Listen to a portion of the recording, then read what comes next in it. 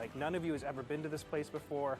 None of you know the lay of the land, and you have to You just missed. the helicopter that's going to rescue you by navigating a labyrinth of. Oh yeah, it looks exactly like Gears 4, dude. Facilities and all sorts of things, and obviously a swarm menace that's between you and safety.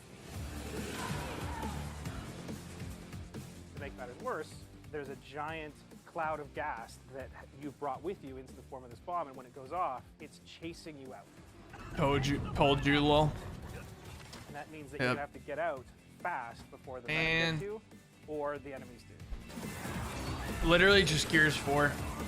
Normally, when you play through the campaign or Horde, you have bullets everywhere. And so in Escape, we've made ammo extremely scarce. That means that you have to rely on your friends to either use their abilities to give you that ammo, or, you know, trade weapons and talk about what you're doing. And to be able to master the high levels of this game, you have to time your ultimates properly. You have to manage your resources properly. Obviously, land all your headshots. You have to manage your active. Oh, that's cool. It's got like damage the numbers. Right. I like that. You have to do them as a group, and then keep being able to do it encounter after encounter. At some point, like if you're at the max level of difficulty, you know, and you fail in one of those things, well, you're probably going to have to restart. I like the damage numbers. We needed to create, you know, these hives, the escape hives. And so as we were doing that, we realized there was an opportunity to have users do the same thing. And so it allowed us to basically build a tool for our level designers, and then sort of polish that up a little bit, you know, add a little more usability to it to enable it for players. We want to give players and users as much freedom as possible. So if they want to make something cruel, you know, really we just make it so that they have to play it through and get through at least once, so they can, you know, gather their best player friends to try and help them get through it. And if they can get through it once, then the map is validated and they can publish it. But aside from that, we want to see the craziest versions of Escape through the map builder.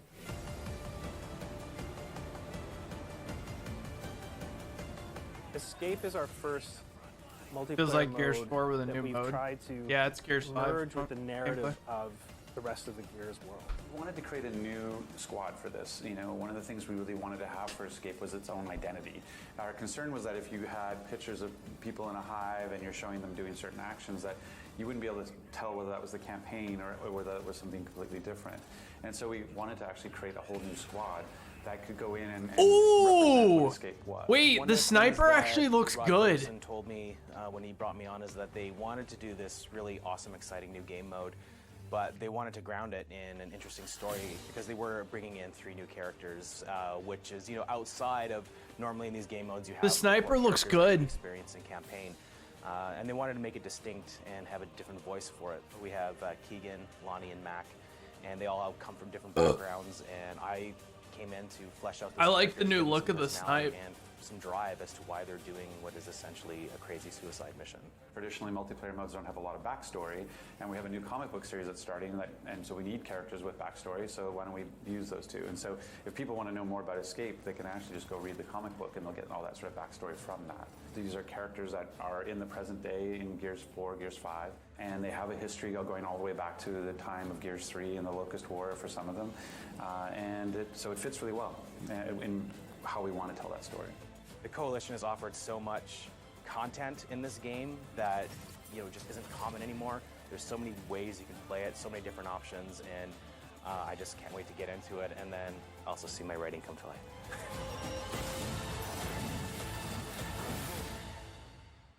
I mean, it looks pretty good, dude. Like, it just looks a lot like Gears 4.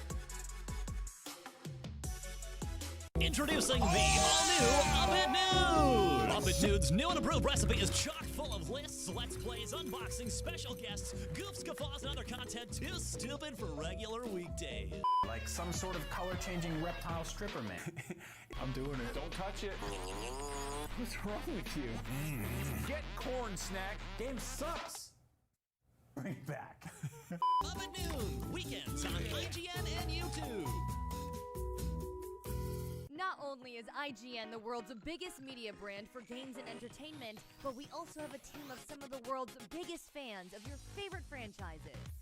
From breaking news and exclusives, never-before-seen looks at movies and games, to reviews, let's plays, and live streams, IGN brings you all the coverage you need no matter where you are. Whether you're on IGN.com, the IGN app, YouTube, Facebook, or Snapchat, we've always got you covered. IGN, the #1 source for all games and entertainment fans worldwide.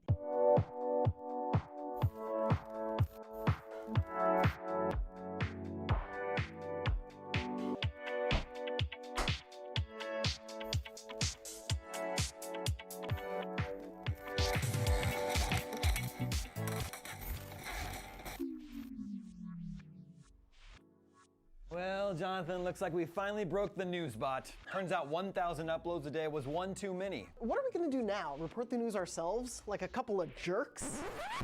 IGN has a brand new news show called IGN Now. Hosted by me, Damon Hatfield, and a few of my closest IGN super friends, we break down the latest in gaming, entertainment, and tech news and let you know why it matters. Look for multiple updates every weekday on IGN and YouTube. When you want to know what's happening right now, turn to Halo IGN 6 Now. better than Gears Reporting the 5. news ourselves like a bunch of jerks. I mean, Halo, it's not Halo 6, it's Halo Infinite. And, I mean, they had like years longer to work on it. I mean, Gears 5 looks cool. I mean, I don't know. Seems alright. Back to IGN Live at E3 2019. Just a little bit ago, we got an awesome look at Gears 5 during Microsoft's press conference. Here to tell us all about it, please welcome the Coalition's Rod Ferguson and IGN's resident Gears expert, Miranda Sanchez. Hey, how are you doing? How are you doing? Congratulations on such a great showing. Thank you very much. Yeah, it was awesome. Such a great showing. And a lot of running behind the scenes to get down into the hive pit. So. Oh, I didn't even think about that. You were literally sprinting. Yeah, actually, the pit takes longer to open than I thought it would, so I didn't have to like run for it. But it was definitely like we're walking. You know, like we had to make sure we got there in time. Yeah, that pit is awesome. Yeah, thanks. Well, and the camera move was so fun. Yeah, it drops like no one, according to them, they've never done anything like that at the theater where they've dropped a camera straight into the orchestra pit before. So now that they've seen it, they're like, yeah, we like that a lot. We might do that again. So.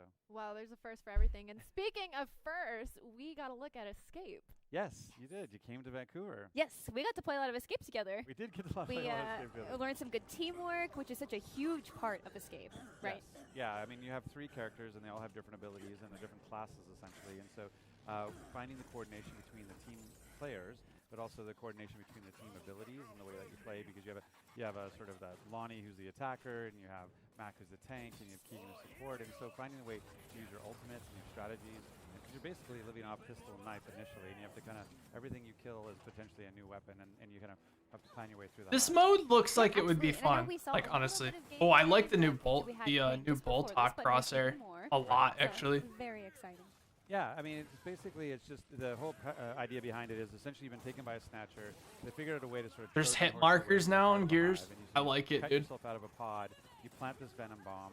I wonder if this is just for the mode or. I kind of like it. That actually looks really good.